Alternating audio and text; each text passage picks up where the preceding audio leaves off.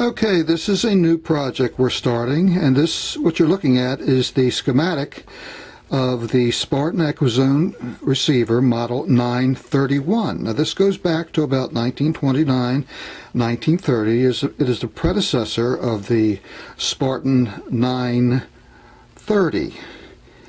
And I have the cabinet to that, and I was able to obtain from eBay. Somebody had the actual chassis, and we're going to put a 931 chassis inside of a 930 cabinet, and it's going to fit, I believe, just perfectly, and it's going to run great. So we have to keep these sets rolling, and that's what we're going to do here. So let's take a look at some of the things we have. As far as starting out, it all depends on whether this transformer is working, because that could be a problem, and that's a very expensive item, and it could hold us back. After that, we have the rectifier tube, full wave rectifier, number 280. Now that is a number 80 tube. I think they're about the same, not sure. We're going along the power converter section right now. And this is the filter block, and let's take a look under this. And first, let's move over to the schematic and see what it calls for. And if you could see right there, it calls for an 18 MFD, and that's the red or pink line. And then the blue line would be for 5 MFD. So what someone did when they repaired this, if you look back over here, I did remove the tar tape from it. They took what looks like a bar of soap, but is actually 3 caps in one. 8 plus 8 plus 8. 450, and what they did was they put 2 8s together to make a 16, and the other 8 they put separately.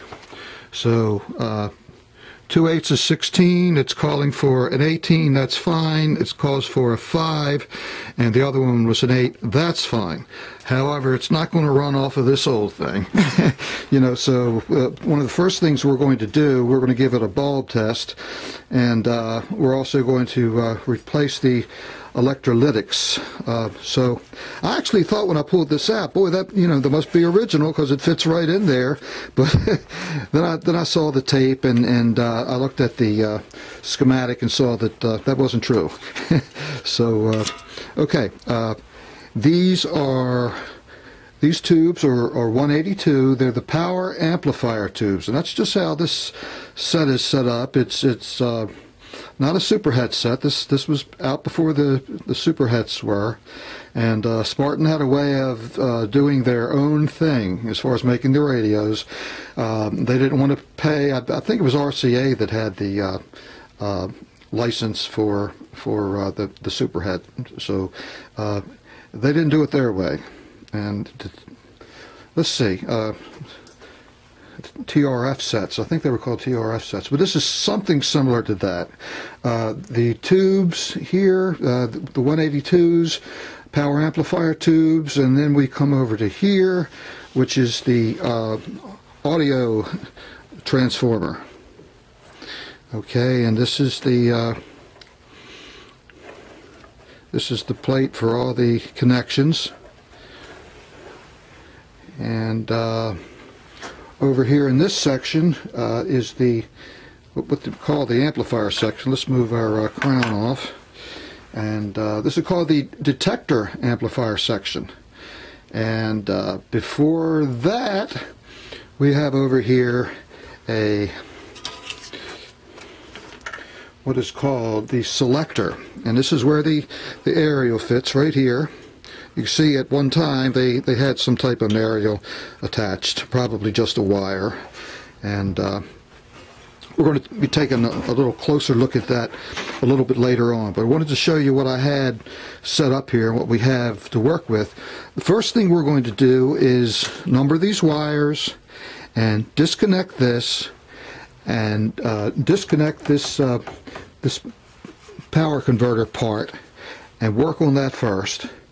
And like I said, do the bulb test and everything just to make sure. We don't want to plug this in. I mean, this is way too old. You should never plug in a vintage radio.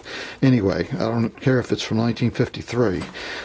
So let's go. Let's stop right there. And the next video we'll be taking a look underneath, right here, underneath the power converter, and seeing if that's hacked or you know, someone's been working on it. The best scenario is that no one's been under there doing anything, because the idea when you repair these sets is to make them look as original as possible. And sometimes the repair people just, you know, wanted to get the sets running again for the customer, and they took a lot of liberties, and I've seen a couple sets that were really hacked up pretty bad underneath, and those guys got them working. They have more experience than I do, though. I'm going to take this set very easily. It's going to probably take me quite a while because I don't have a lot of time to spend on it. In between work, there's very little play. So let's get on with it now. I'm really pleased with this because it looks like no hacking was done in this first part of 3. Everything looks really, really nice under here. Of course, this is where the power caps went, and the wires going up to there. And we know that the you know, the filter caps were replaced, but everything else looks pretty good. No tape. Of course, some bad wiring, and of course some resistors, and so let's see a bunch of, let's see, 1, 2, 3, 4 resistors under here. I have to look back at the schematic and see what I have, and yeah, pretty good so far.